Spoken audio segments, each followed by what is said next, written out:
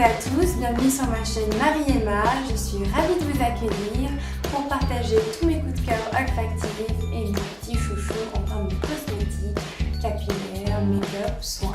Donc c'est parti, nous commençons aujourd'hui une vidéo sur le parfum.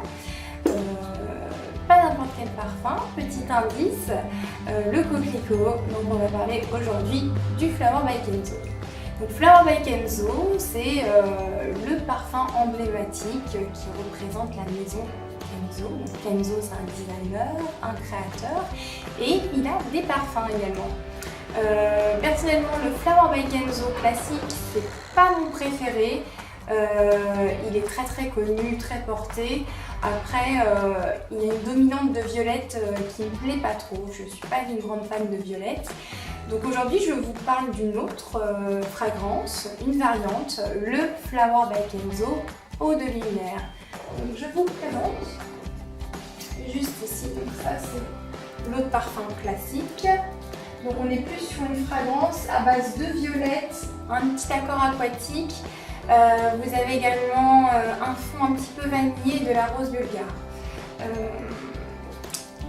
On va s'attarder sur celui-ci, le Flower by Kenzo Eau de Lumière, qui se présente comme ceci, avec sa petite chemise.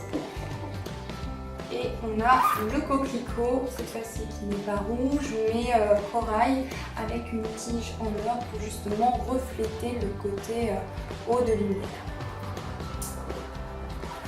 Hop. Alors déjà, c'est le flacon, très joli. Ça laisse vraiment le jus doré tout en transparence.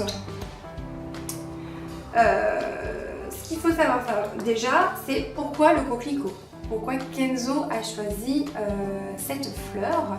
Donc déjà, le coquelicot, c'est très poétique. C'est vrai que ça pousse un petit peu partout. Ça éclot entre deux pavés, sur le béton, dans les prés. C'est vraiment une fleur qui est à la fois forte et fragile. C'est une fleur qui a une particularité, c'est qu'il n'y a pas d'odeur. Donc Kenzo, lui justement, il a voulu créer l'odeur du coquelicot et c'est une réussite.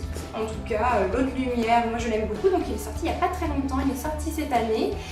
Pourquoi j'en parle aujourd'hui? Donc on est encore en été, justement parce qu'on arrive vers la rentrée, mais si on peut un petit peu prolonger l'été, pourquoi pas partir sur cette eau de toilette, puisque vous avez vraiment une fragrance hyper optimiste, très chic.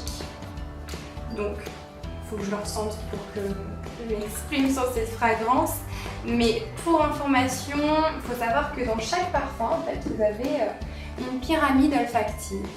Donc la pyramide olfactive, on va avoir les notes de tête, les notes de cœur et les notes de fond. Il faut savoir que les notes de tête, c'est ce que vous allez sentir, c'est les premières vapeurs d'alcool.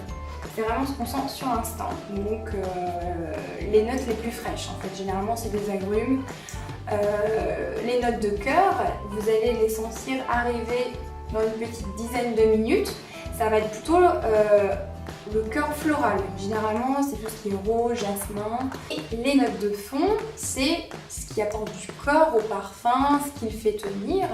Donc on est plus sur des notes un peu plus boisées, plus sensuelles. Vous allez avoir tout ce qui est ambre, musc, patchouli, mousse de chêne. Ça, fève tonka, voilà, tout bois précieux. C'est ce genre de choses que l'on met en note de fond pour faire tenir le parfum sur votre peau, pour apporter un peu de corps également et perdurer le sillage tout au long de la journée. Donc là déjà il est un petit peu plus évolué, mais on est encore dans les notes de tête.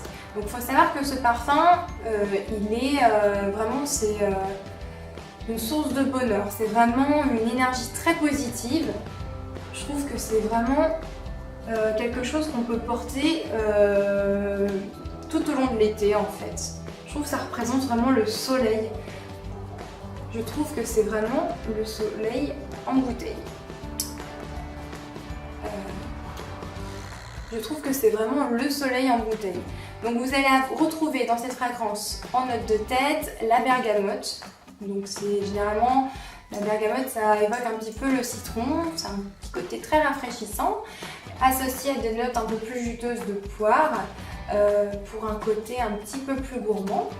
En note de cœur, vous allez avoir ce côté floral avec la rose bulgare. Donc ça, c'est une rose que l'on retrouve dans toutes les fragrances Flower by Kenzo, c'est le point commun.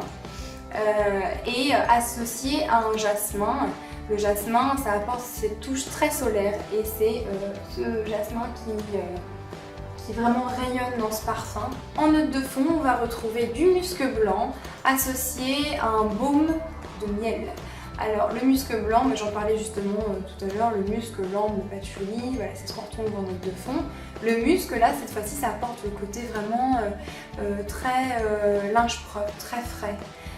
C'est vraiment des notes pétillantes, des notes qui fusent et associées à quelque chose de beaucoup plus sucré, le baume de miel. Mais c'est un parfum quand même que je trouve qui est idéal pour les femmes qui cherchent à avoir un sucré non entêtant. Parce que là c'est un peu... ces derniers temps on sort sur une vague de parfums ultra sucrés et je trouve qu'en tout cas l'été c'est hyper lourd. Je privilégie vraiment ça plutôt pour l'hiver. Là, celui-là, c'est un sucré, mais juste idéal pour l'été. Donc c'est un floral, un petit peu gourmand, mais un petit peu. C'est le miel qui apporte ces petites notes. Mais je vous aurais pas dit qu'il n'y avait pas le miel, on ne le sent pas d'emblée. C'est pas comme le scandale de Jean-Paul Gaultier où c'est vraiment, on sent le pot de miel. Donc s'il faut retenir de ce parfum, c'est que c'est vraiment un hymne au bonheur, il est très chic, enveloppant. Alors c'est un petit contraste en fait, c'est vrai qu'on a des notes au départ de bergamote qui fusent, qui sont très rafraîchissantes et en fond vous avez ce côté beaucoup plus rassurant avec le musc et le miel. Et là c'est un petit peu plus enveloppant, un petit peu plus chaud.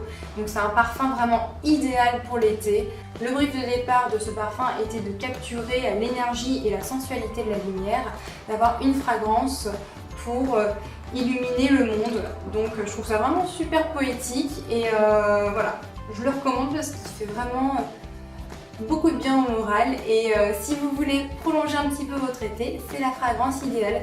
Je le recommanderais à tout âge en fait. Il est un peu intemporel, j'ai pas